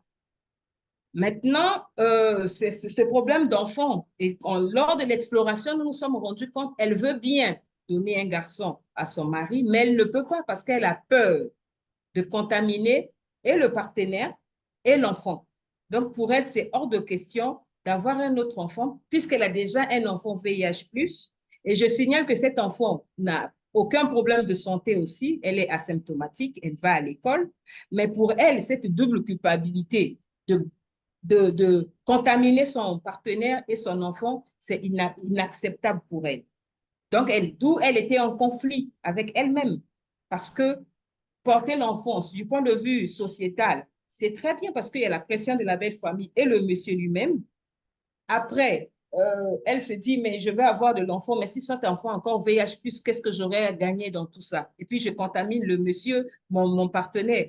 Mais entre-temps, même si elle soupçonne que le monsieur est contaminé, entre guillemets, parce que pour elle, elle dit qu'il tombe souvent malade, il a des boutons, mais comme il n'a pas fait le test, je ne peux pas savoir. Mais là, je ne veux pas être auteur avec eux de cette contamination. Et donc, nous l'avons pris en entretien, nous les avons pris et on l'a amené, on a utilisé l'approche cognitivo-comportementaliste, l'a amené à déconstruire tous les préjugés qu'elle avait et tout. Ensuite, on a expliqué avec une charge virale indétectable, elle peut avoir un enfant, si elle est suivie. Donc, tout ce travail a été fait. Et puis, on a intégré aussi son mari. On a fait une thérapie de couple. On a intégré son mari parce qu'elle disait, oui, je veux bien avoir un enfant parce que ça me ferait plaisir d'avoir un garçon, parce qu'au moins, je serai aussi considérée dans la société, mais à condition que le monsieur, mon partenaire, fasse son test. Parce qu'au moins, on ne dirait pas que si je vais le contaminer ou pas, je vais m'assurer de tout ça. Et le monsieur a eu à faire son test et s'est avéré positif, mais il a coopéré. En tout cas, il a coopéré et il est aussi sous ARV. Il a accompagné sa femme jusqu'à la fin parce qu'en ce moment, elle est enceinte. Elle attend aussi un garçon selon leurs souhaits. Voilà le désir qui était d'abord le désir du monsieur dont la femme présentait des réticences. C'est vraiment transformé en quelque chose de joie à la fin. On signale que toutes ces histoires ne se terminent pas pareil, mais c'est la particularité de cette histoire. Parce qu'à la fin, le monsieur a adhéré et c'est lui-même qui est le gardien de prise de médicaments à la maison. Si vous ne prenez pas les médicaments, donc vous avez affaire à lui, c'est lui qui gère. Et la femme et l'enfant. Voilà en Oui, gros ce que exactement. je peux présenter comme cas. Donc, je reste à disposition pour des questions, pour des éventuelles questions, clarifications, contributions. Je suis ouverte. Alors, Voilà. merci pour ce cas. Merci beaucoup. C'est un cas très différent des autres cas parce que je trouve qu'il mêle en même temps thérapie individuelle, mais aussi thérapie de couple. Il mêle culture dans le sens où il y a des histoires de rentrer chez sa mère, de belles familles qui mettent des pressions, de deuxième enfant, d'avoir un enfant garçon. Il y a beaucoup de choses, il y a beaucoup on va dire, de devoirs culturels qui se mêlent à ce cas. Et on voit bien comment le VIH va s'immiscer dans cette histoire, dans l'histoire de ces deux personnes. Et il y a surtout une question de genre, dans le sens où les dépistages vont, en tout cas, l'annonce, comment dire, la connaissance de son statut sérologique va souvent se faire parce que la femme va tomber enceinte et elle va souvent être la première. Et c'est un peu à la première dépistée, la première un peu incriminée. Tant qu'il n'y a pas de dépistage, c'est comme si il n'y avait pas vraiment de celui ou celle qui a amené ce VIH, de faute, de culpabilité. Et pour éviter cette culpabilité, j'ai l'impression qu'on va avoir tendance à faire traîner cette histoire de dépistage et donc ça peut être un frein. Parce que tant qu'on ne savait pas, voilà, on ne pouvait pas agir. Là, dans cette histoire, c'est une histoire qui finit bien avec quand même un mari qui est très collaboratif, mais on connaît tous et toutes ici des histoires où ça n'a pas été le cas, où le mari n'a pas forcément voulu faire le dépistage et où, bon, les charges, même la belle famille, tu nous expliquais lors de la préparation que la belle famille, que le mari avait même protégé sa femme de sa propre famille qui, si elle avait su que la dame était séropositive, aurait pu même bon, chasser ou je ne sais pas ce qui aurait pu arriver, mais ça aurait pu avoir des conséquences. Et donc là, comment vous avez fait pour gérer cette situation en tant que psychologue? Qu'est-ce que vous avez mis en place? Est-ce que vous avez mis des entretiens donc, de couple? Est-ce que vous avez plutôt fait des entretiens avec la femme ou plutôt avec le mari? Comment ça s'est passé? Oui, pour ce cas, nous avons eu des entretiens individuels avec la femme. Ensuite, on a eu...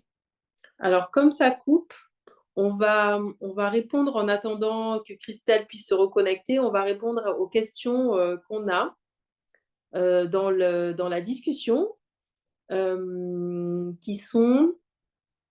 Alors, on a un cas qui nous est proposé, donc on demande l'avis sur un cas et c'est super parce qu'on va pouvoir en parler.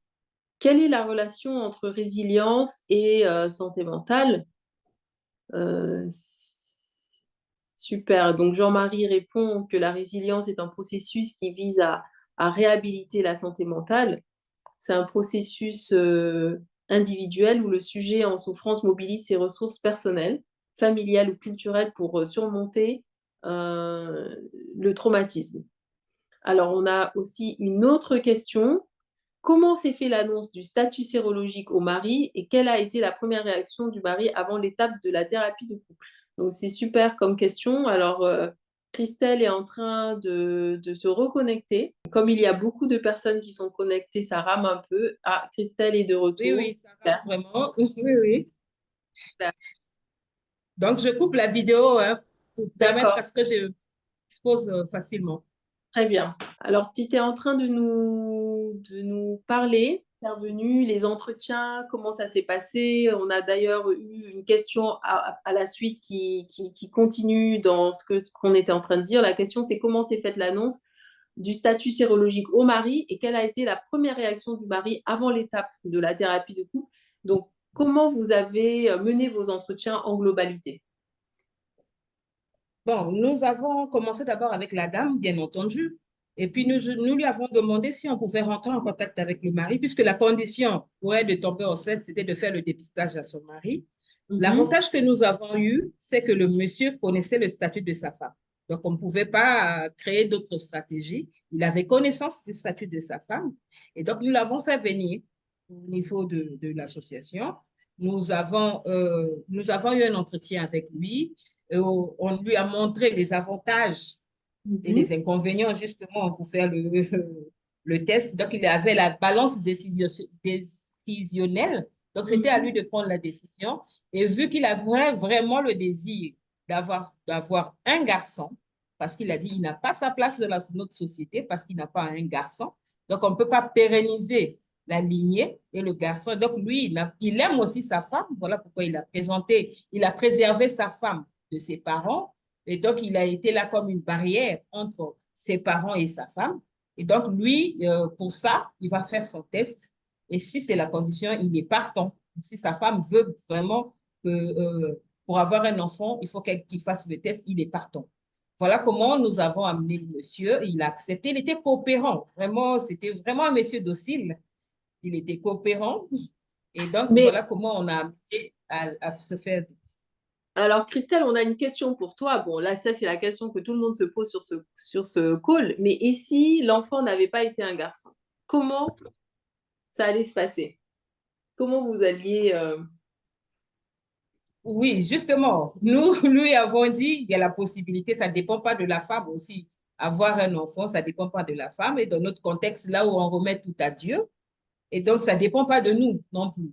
Il a Ok, dit, il continuera à vouloir avoir d'autres enfants si seulement si il fait son test et que l'enfant qui naîtra serait une fille, il continuera, il va prier Dieu, il a la foi et il pourra avoir un garçon.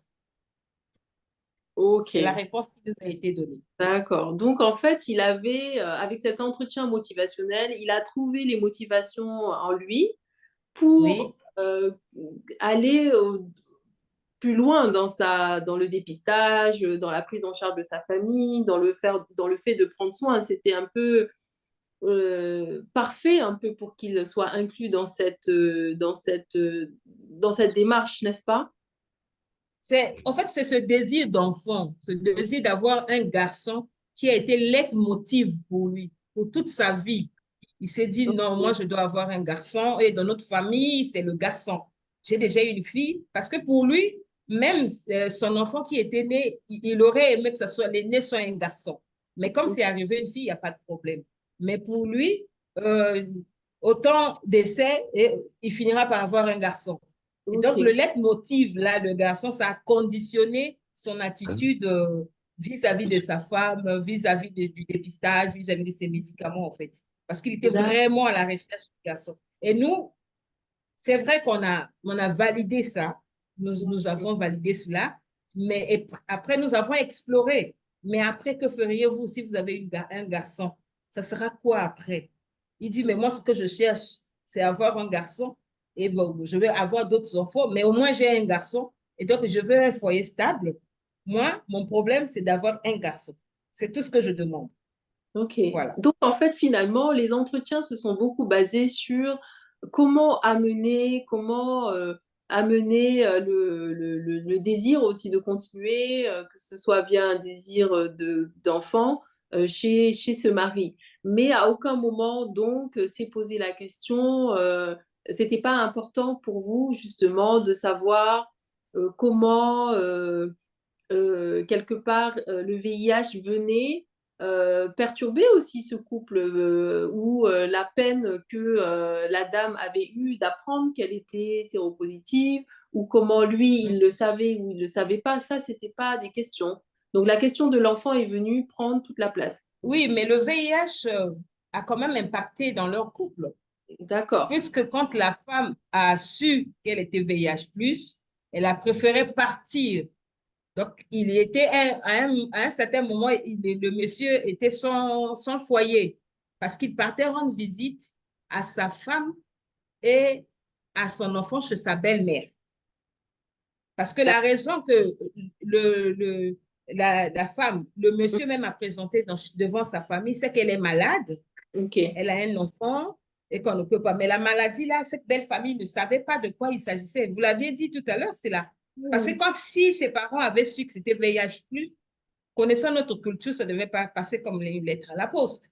Ça devait être compliqué. Il devait être dans une dissonance cognitive grave, le monsieur, entre aimer sa femme et ses parents. Et donc, la question du VIH est venue quand même rentrer dans leur foyer. Et suite à cela, son désir d'enfant aussi a fait en sorte que tout se termine bien. C'est quand même paradoxal. Hein?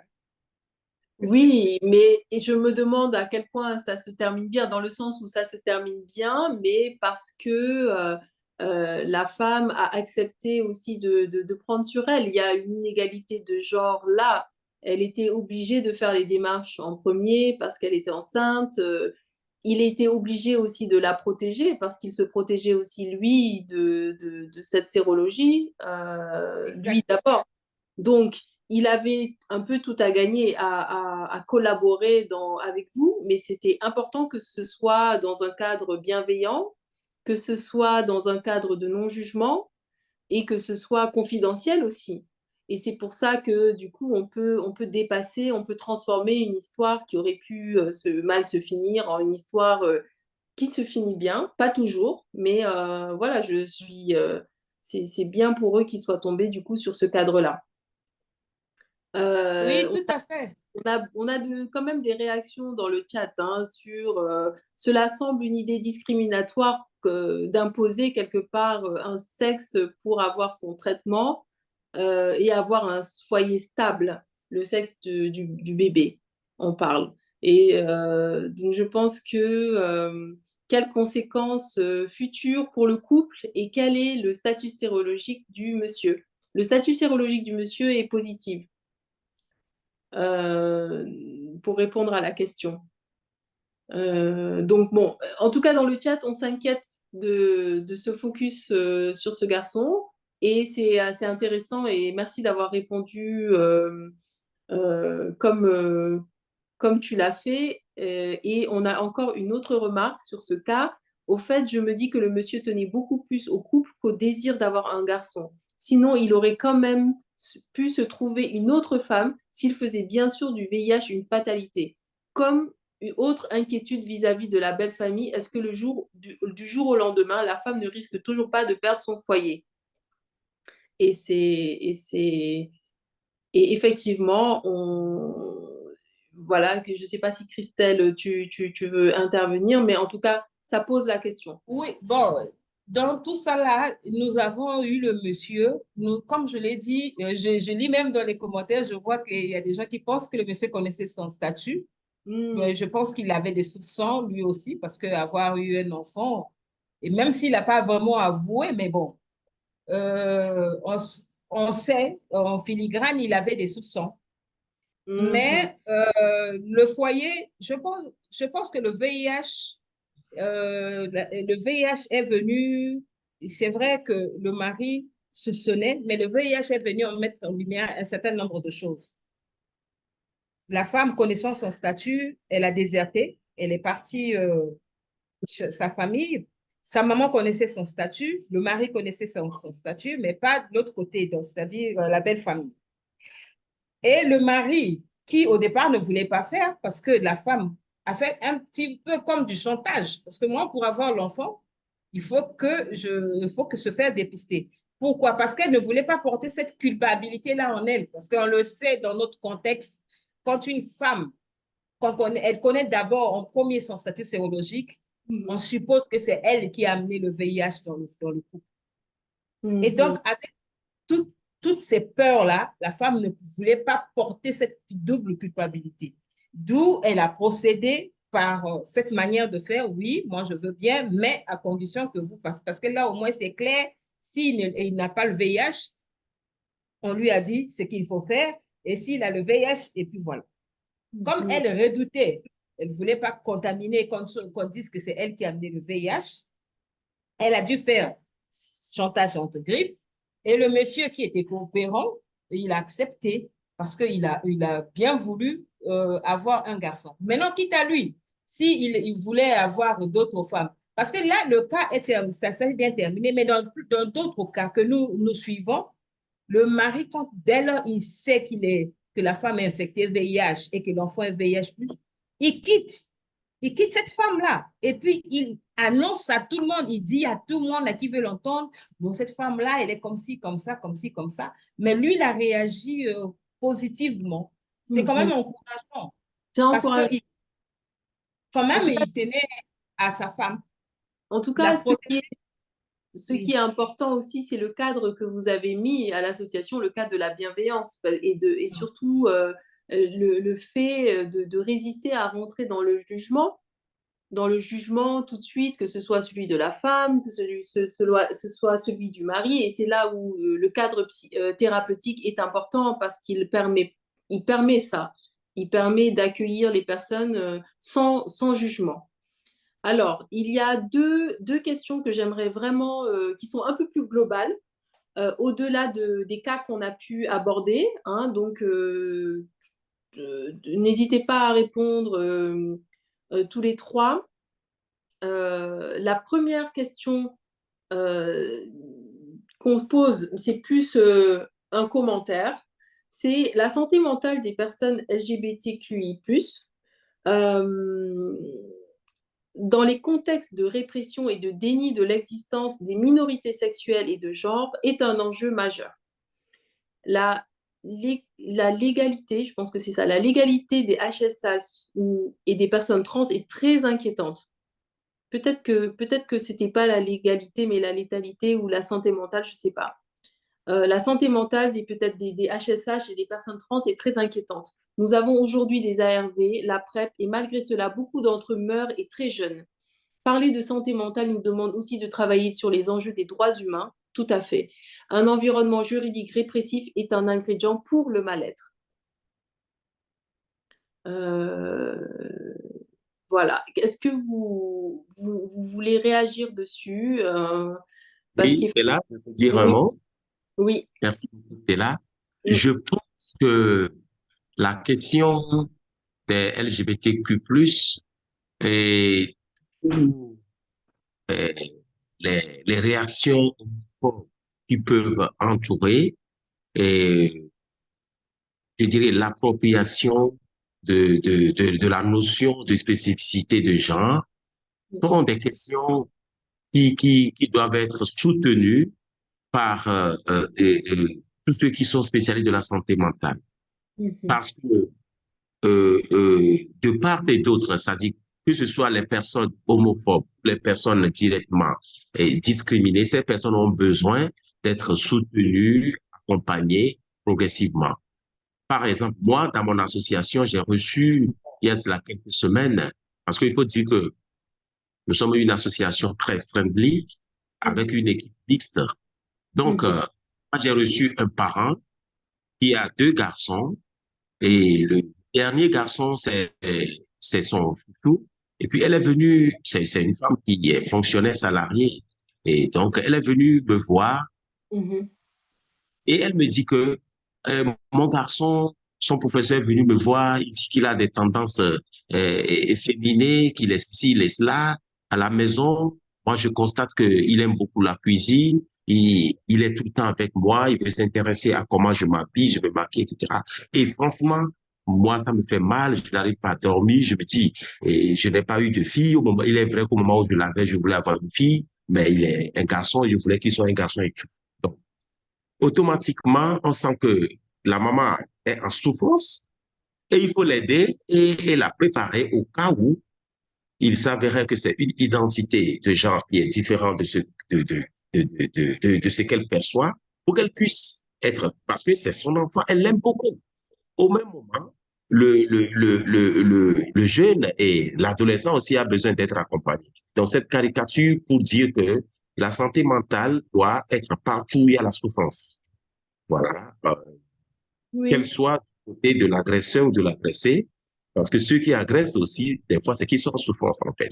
Donc, dans la conduite thérapeutique, nous ne sommes pas des juges, nous sommes là et on doit être prêt pour accompagner toute personne en souffrance, quel que soit le sujet. Donc, question de la santé mentale des minorités sexuelles ou des questions de genre reste aussi un sujet très sensible sur lequel Oui, alors je pense qu'effectivement, ça reste un sujet sensible. Il y a la question de l'écoute, de l'espace de non-jugement. Donc, effectivement, l'espace thérapeutique psy peut être un endroit où peut être accueilli toutes sortes de paroles.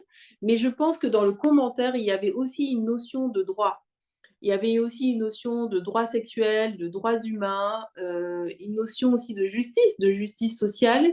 Et aujourd'hui, je pense que dans certains pays, on n'est pas du tout encore là. On n'est pas encore à la question des droits sexuels comme droits fondamentaux.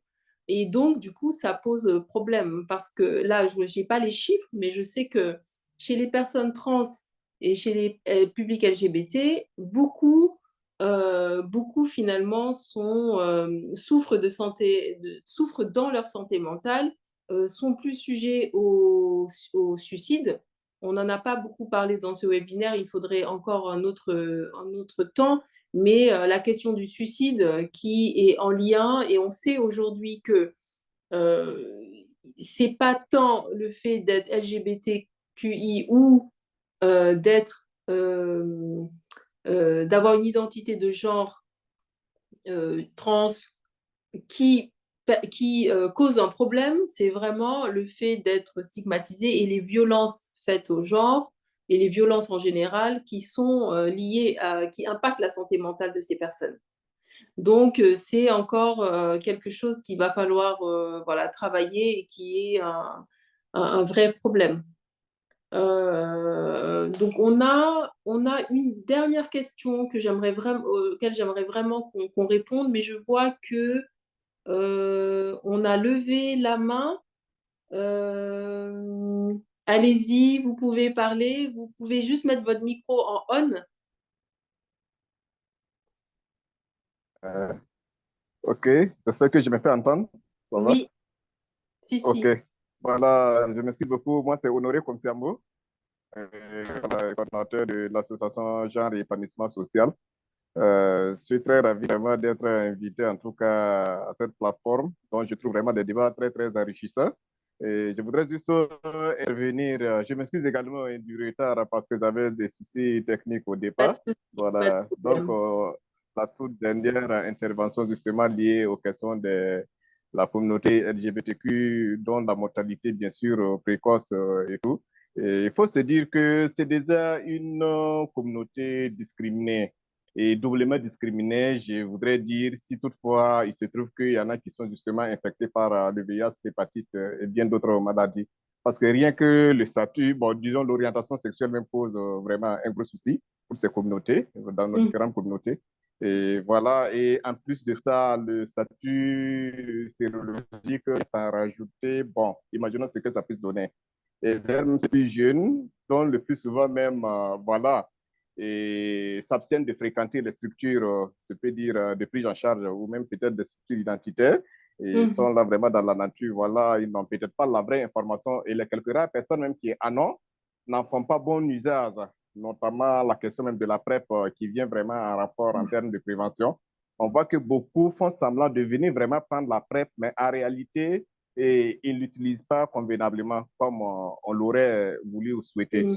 Donc, Mm. tous ces aspects font de TI. Pourtant, quand l'intéressé se rend compte à un certain moment qu'il est infecté, du coup, il coupe toute relation.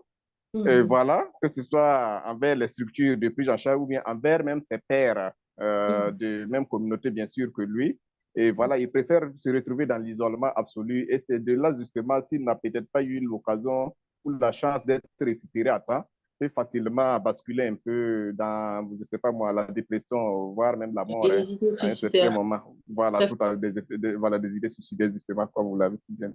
Tout Donc, à fait. voilà, entre autres, des raisons aussi qui pourraient justement justifier, en tout cas, cette situation. Merci. Merci beaucoup vraiment d'avoir apporté cette lumière. C'est pas évident Je vous en prie. ces sujets-là. Merci pour votre éclairage. Alors, il nous reste que un peu moins de Ouais. 10 minutes. Il y a une question sur laquelle j'aimerais vraiment qu'on pose. Et puis, avant de terminer, et je vais laisser la parole à nos trois euh, intervenants, intervenantes. La question, c'est vraiment quels sont les problèmes de santé mentale auxquels sont exposés les PVVIH. N'hésitez pas même à nous dire des points, juste qu'on puisse savoir de quoi on parle. Les problèmes de santé mentale auxquels sont confrontées les personnes vivant avec le VIH. Les problèmes sont multiples. Hein. D'accord. On partirait par exemple de la première porte d'entrée au niveau du dépistage. Au niveau du dépistage, déjà, le dépistage dont le résultat est revenu positif, on voit directement qu'au niveau de la personne, si c'est pas un cas de retesting, c'est un cas nouveau, on va assister à des réactions psychologiques qui montrent vraiment des problèmes psychologiques vécus par le client. Il y a notamment le choc qui est lié à ce nouveau statut auquel ils ne s'attendent pas. Donc, ce choc psychologique, une fois qu'il n'y a pas d'accompagnement psychologique approprié, le choc peut demeurer et ainsi aboutir à une dépression s'il n'y a pas eu d'accompagnement psychologique approprié. Et donc, il y a des problèmes de choc, des problèmes de déni aussi de la séropositivité, lesquels conduisent vers la dépression. Il y a aussi d'autres problèmes psychologiques, notamment avec des symptômes qu'on observe, qui sont identifiés, notamment au niveau de l'accompagnement psychologique.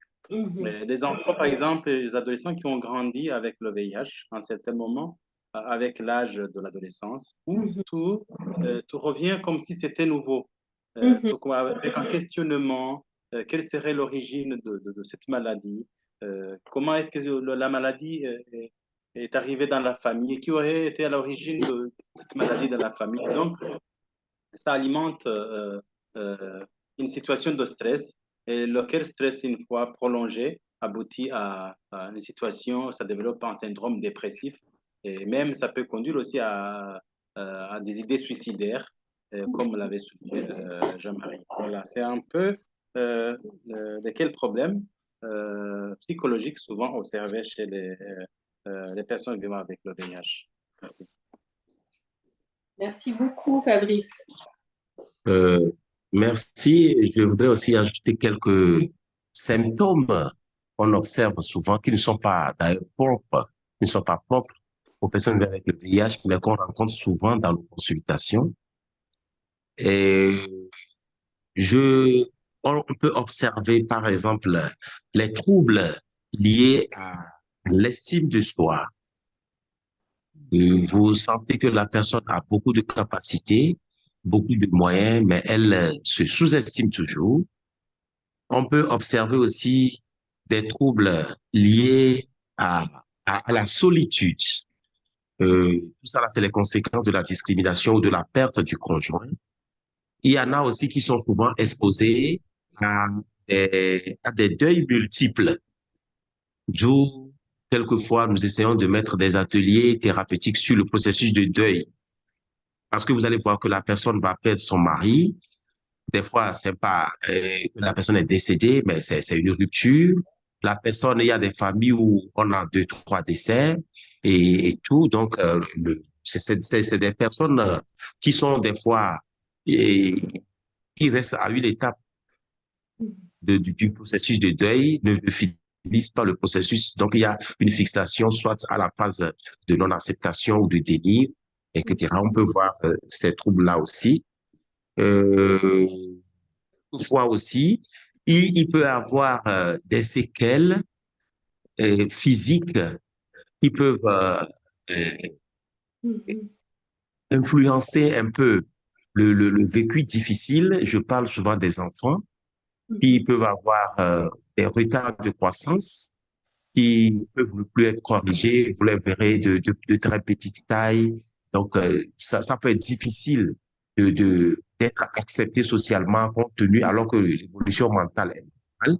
Il y en a qui finissent la croissance sans avoir récupéré et c'est très difficile. On peut avoir aussi des impacts physiques tels que les gens qui ont fait des zonas ophtalmiques, qui ont perdu une partie un œil, par exemple, une partie du visage qui est défigurée. Et c'est très difficile de les aider à reconstruire l'estime de soi pour pouvoir vivre. Et voilà quelques exemples que je peux citer qui sont des séquelles de l'impact physique que la maladie peut causer chez une personne. Sans entrer dans les détails, mais merci, merci pour ça, Jean-Marie, Fabrice. Je pense que Christelle confirmerait cela. Il nous reste 2 minutes, donc j'aurais aimé donner la parole à Christelle. Mais si tu veux, est-ce que tu veux clôturer, Christelle? Oui, merci pour l'honneur que vous me faites de clôturer. Comme a dit mes prédécesseurs, hein, que ce soit Fabrice, que ce soit Jean-Marie, ils ont ramassé, ils ont balayé d'une manière générale un peu les problèmes que peuvent rencontrer les personnes vivant avec le VIH sur la santé mentale.